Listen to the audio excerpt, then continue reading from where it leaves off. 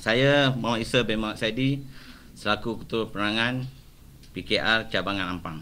Cabang Ampang.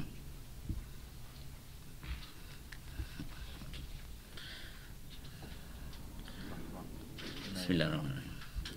Demi menjaga nama baik parti PKR dan imej Presiden serta Menteri Besar Selangor, maka kami semua ahli-ahli PKR ingin merayu kepada Yang Berhormat Azmin Ali supaya tampil ke hadapan dengan berani dan ikhlas menyangkal semua dakwaan jijik yang dilemparkan terhadap beliau.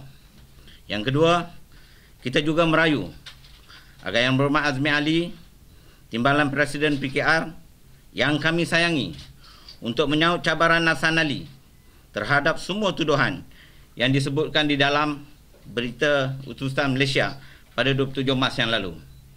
Yang ketiga, kita meminta supaya Yang Berhormat Azmin Ali menyambut ataupun menyaut cabaran-cabaran blogger-blogger dengan mengambil ujian DNA terhadap seorang ahli keluarganya bagi menentukan kesahihan nasab biologi, dan selepas itu terus mengambil tindakan undang-undang untuk memfailkan Sambal Malu. Keempat, kita juga meminta Yang Berhormat Azmin Ali supaya menyaman saudara Nala Karupan kerana memberi tanggapan bahawa Azmin adalah seorang yang dayus. Kami amat yakin bahawa Yang Berhormat Azmin Ali akan melakukan semua perkara yang disebutkan tadi untuk membersihkan diri, keluarganya, imej parti dan dari semua tuduhan.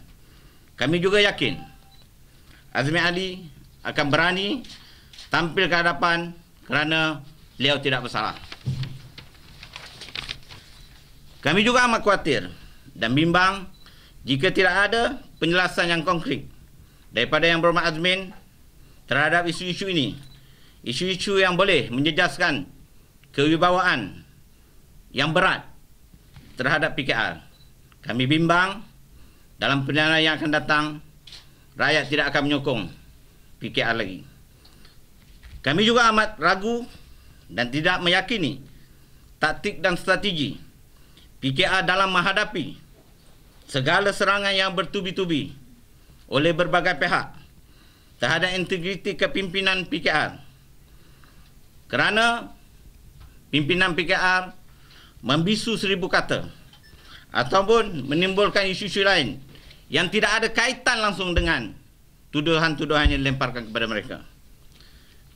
Jika kami diarah hanya setakat menafikan saja isu-isu ini, sedangkan kami sendiri faham dan rakyat Malaysia semua faham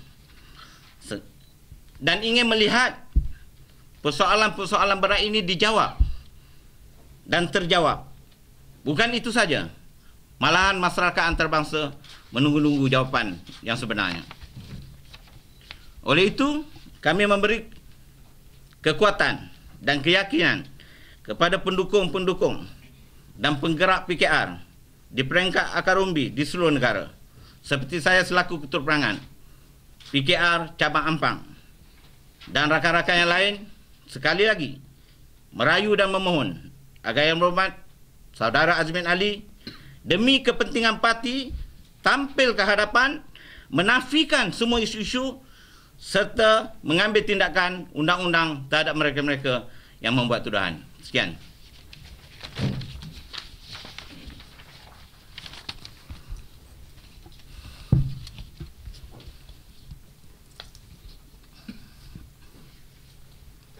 Ada soalan? Ini masuk isu yang dijelaskan oleh saudara Anwar Syarif yang pasal Azmin Ali, pendakwa Azmin Ali memiliki saham RM1 waktu beliau. Betul. Termasuk itu. Setakat ni bagi Azmin tak sampai. Setakat ini tidak ada jawapan. Tidak memberikan jawapan. Kita mendesak selaku Timbalan Presiden, dia harus menjawab semua tuduhan yang dilemparkan kepada dia demi menjaga integriti parti. Apakah kegagalan beliau untuk menjawab isu ini akan menjejaskan pilihan raya akan datang? Ada faktor yang menyebabkan Bila ada tuduhan, dia mesti jawab. Supaya ahli-ahli merasa yakin bahawa beliau tidak terlibat. Kalau tidak dijawab, ini bermakna ada perkara yang sesuatu yang tidak jelas.